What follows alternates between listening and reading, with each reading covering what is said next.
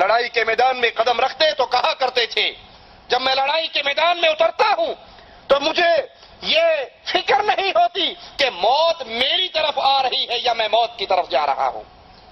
بدر کی لڑائی میں جب دونوں لشکر آمنے سامنے ہوئے، عام جنگ شروع ہونے سے پہلے کفار کے بھی نامور دلیر باہر نکلے. ولید باہر آیا، عتبہ باہر آیا، شیبہ باہر آیا. اس نے مسلمانوں کو للکارا. مسلمانوں کی طرف سے انصاری مسلمان عبداللہ ابن رواحہ، حضرت عوف اور باقی ایک اور صحابی آئے تو انہوں نے کہا یہ ہماری قوم کے نہیں ہیں، اے محمد صلی اللہ علیہ وسلم ہمارے مقابلے کے لیے ہماری قوم کے آدمیوں کو باہر بھیجو. تو اللہ کے حبیب علیہ الصلوۃ والسلام نے حضرت علی، سیدنا حمزہ، عبیدہ بن حارث رضوان اللہ علیہم اجمعین ان کو حکم دیا کہ تم نکلو اور کفار کا مقابلہ کرو. تینوں میدان میں اترے. سیدنا علی کا مقابلہ ولید سے ہوا جس کو سیدنا علی نے ایک ہی وار کے اندر کاٹ کے رکھ دیا. اپنے مد مقابل کو خون میں نہلا دیا.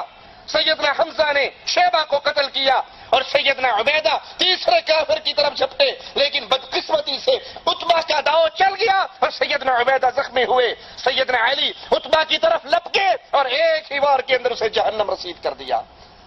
عام لڑائی کا آغاز ہوا. سیدنا علی اتنی دلیری سے لڑے کہ دشمنوں کی صفیں الٹا کر رکھ دی.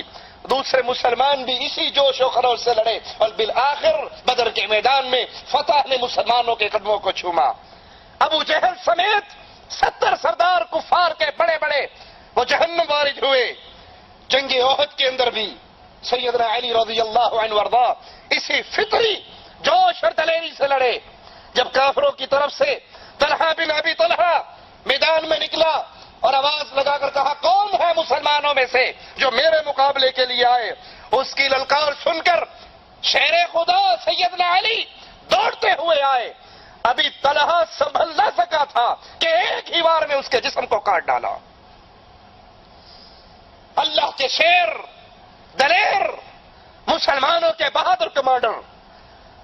اور جب اس کے بھائی ابو سعید نے یہ منظر دیکھا کہ میرا بھائی طلحہ ایک ہی وار میں علی کے سامنے خون میں لت پت ہو گیا تو وہ جنگ کے لیے آیا. سیدنا علی رضی اللہ عنہ وارضا اس کی طرف لپکے اور اس کو زخمی کر کے زمین پہ گرا دیا اور پھر وہ سیدنا سعد بن ابی وقاص سے مقابلے میں کرتا ہوا مارا گیا.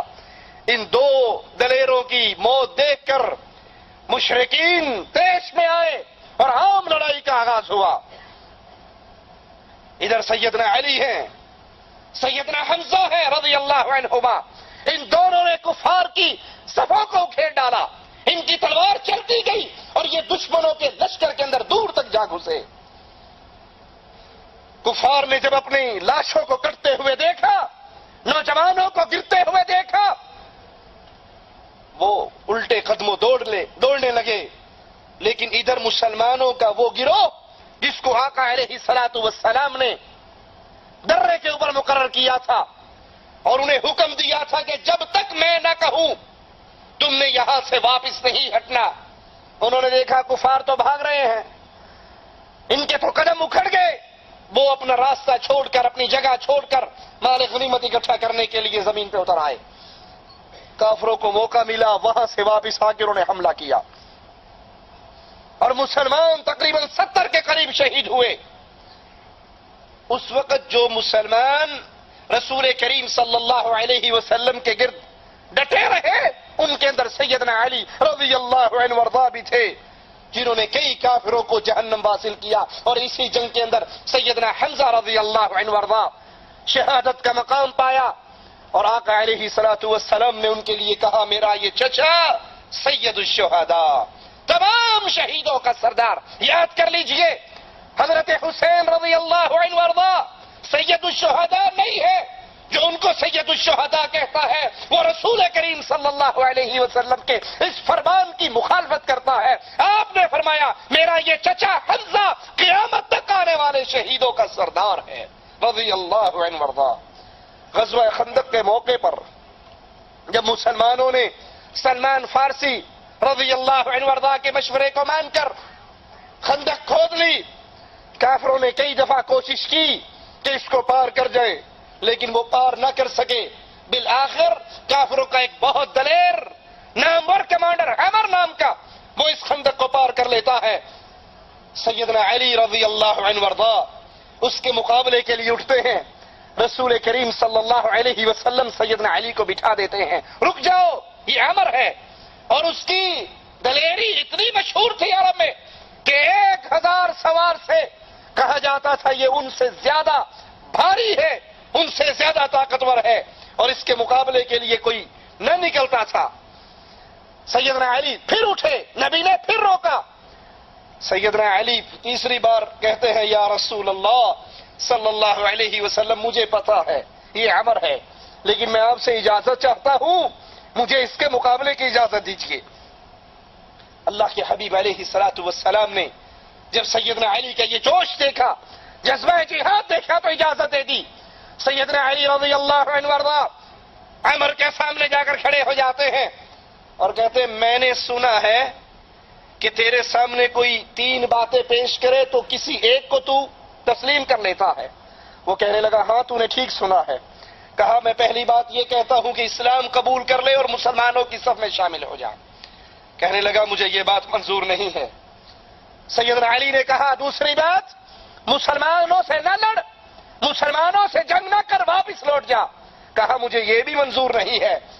تو تیسری بات پہ سیدنا علی رضی اللہ عنہ وارضا نے للکار کر کہا پھر آ اور مجھ سے جنگ کرنے کے لیے تیار ہو جا. یہ سن کر وہ ہنسنے لگا کہ میں نے تو سوچا تھا، میری سوچ تو یہ تھی کہ عرب میں کوئی شخص عمر کے ساتھ مقابلہ نہیں کر سکتا.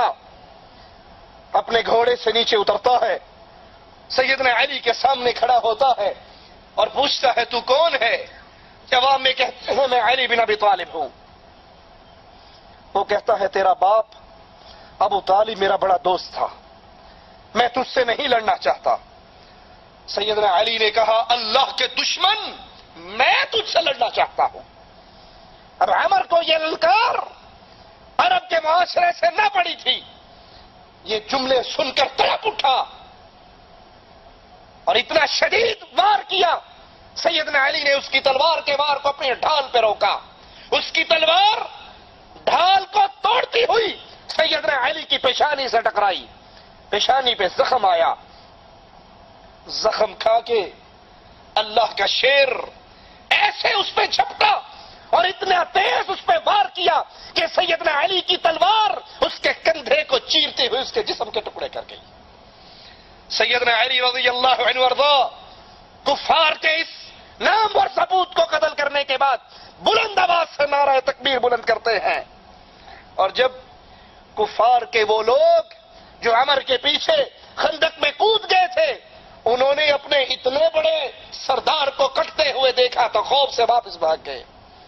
رسول کریم صلی اللہ علیہ وسلم نے بنو قریظہ سے نپٹنے کے ارادے سے جب لشکر کو روانہ کرنے کا ارادہ کیا، جنگ کا ارادہ کیا، تو سیدنا علی رضی اللہ عنہ وارضا کو جھنڈا دے کر آگے روانہ فرمایا.